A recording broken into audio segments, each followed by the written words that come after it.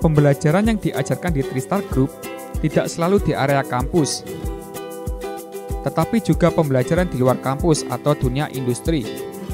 Seperti di kegiatan kali ini, para mahasiswa Tristar Cruise mengikuti kegiatan Practical Cook with Chef di Best Western Pavilion Hotel Surabaya. Diawasi langsung oleh Chef Surohartoyo selaku eksekutif chef, para mahasiswa dibagi menjadi beberapa tim dan diberikan tugas untuk menyajikan sajian menu seperti menu appetizer, sup, main course, dan dessert.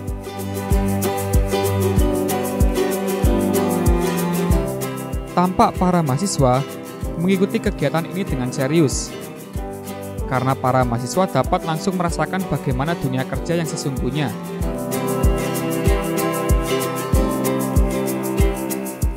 Pada dasarnya mereka sudah punya dasar yang kuat sebenarnya.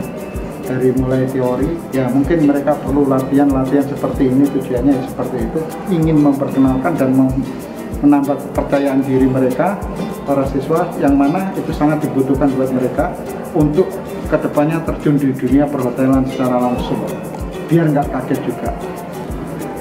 Untuk pertama kali cukup menegangkan, tapi seru. Semoga kedepannya skill memasak saya lebih baik lagi.